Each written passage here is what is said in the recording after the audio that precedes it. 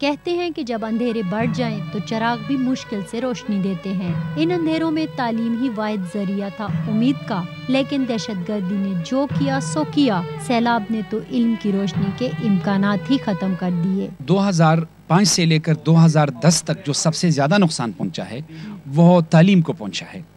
2005 में कुछ स्कूल ज़लज़लों में तबाह हुए थे। फिर उसके बाद 2007 से 2009 तक तालिबानाइजेशन और दहशतगर्दी की वजह से तालीम को जो नुकसान पहुंचा वो बहुत ज़्यादा था, क्योंकि 401 के करीब इदारे जो थे उनको तबाह किया गया।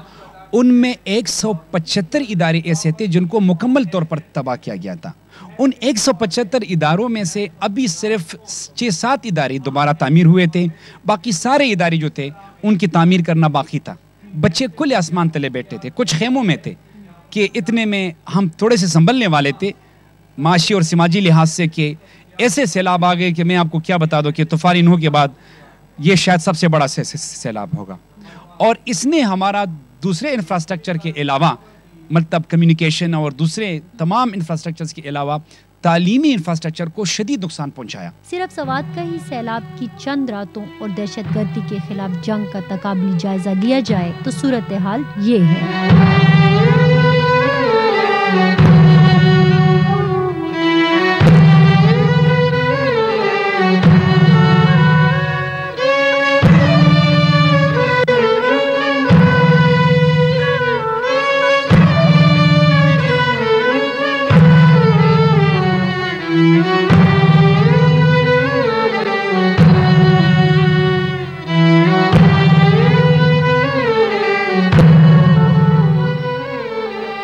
सबसे बड़ा नुकसान राब्तों का हुआ, जिसके बायस मुल्क के दीगर हिस्सों के बरक्स खैबर पख्तूनख्वा में लोग ताहाल महसूर हैं। ये वो मैंगोरा का अयूब पुल है जिसके बारे में बताया गया कि 70% हिस्सा इसका मुनहदम हो चुका है, जो कि इस वक्त आपके सामने है।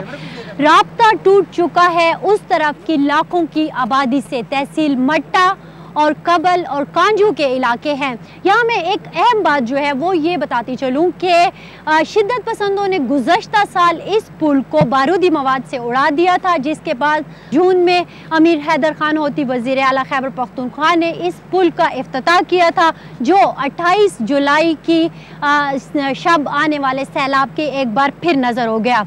जो अहम बात है इस पुल में वो ये है कि इस राब्ते के मुनक़ते होने की वजह से वहाँ उस पर लाखों की आबादी एक तो महसूर होकर रह गई, दूसरा माशी तौर पर भी उन्हें सख्त नुकसान हुआ, क्योंकि यहाँ से सब्ज़ी फल और जो सारा मार्केट से सामान होता था वो इस तरफ से जाता था, और फिर वहाँ पे जो फ्रूट होता था वो इस मंडी में आता था, वो एक रुक गया। दूसरा, मैंगोरा के सरकारी दफातर में सरकारी मुलाजमीन के बताया जाता है 70% जो सरकारी मुलाजमीन है उनका ताल्लुक इन तहसीलों से था, वो भी इस राब्ते के मुनक़ते होने की वजह से अपने दफ्तरों में नहीं पहुंच पा रहे।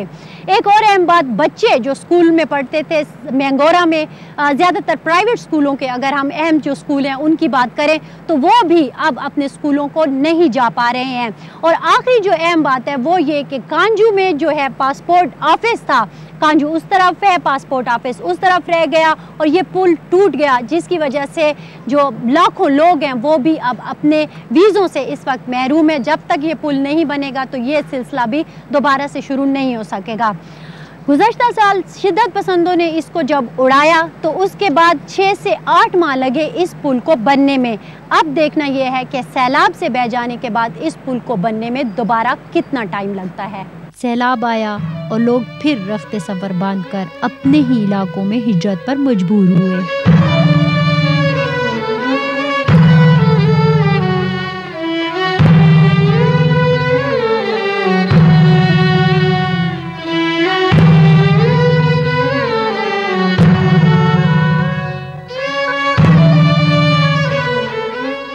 फिर सरकार ने क्या किया? हुकूमत को कोई नहीं, उधर हम लोग को कोई हुकूमत का कोई ताल्लुका नहीं, बस आगे हुकूमत सारा हम लोग इधर बैठे इंशाल्लाह ताला तुमका ये काम बराबर करेंगे, ये करेंगे, ये करेंगे। कोई सब तो आए थे ना, वो मान को जहाज पर जाते हैं, हमको पास सुना आता है, कलाम जाता है उधर से बस 5 मिनट फिर वापस आता है।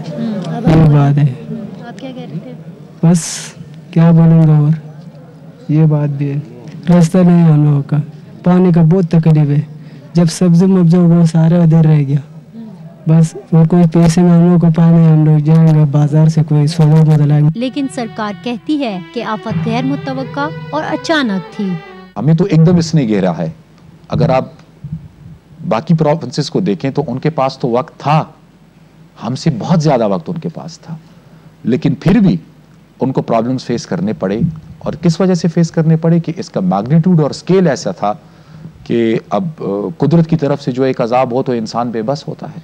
दहशतगर्दी में कब्रें बमों से उड़ाई गईं, तो इस बार आफत ऐसी कि जिंदा क्या मुर्दों को भी बहा कर ले गई।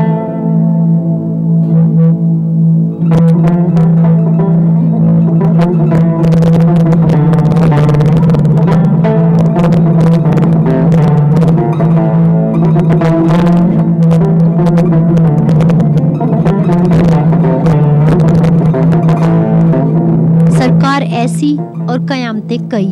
बहसियत मुसलमान अब जहाँ से आफत नाजिल हुई यानी फलक, अब इस पर ही नजरें हैं। हम भी क्या लोग हैं जिनके नसीब में रहमत भी ज़हमत बन चुकी है। ऐसे में अब दुआ ही काम आ सकती है। क्या ज़लज़ला, क्या दहशतगर्दी और क्या सैलाब, सब ने ही इस खित्ते को मौत से हमकनार किया, चाहे चिल्लाकर या फिर खामोशी से।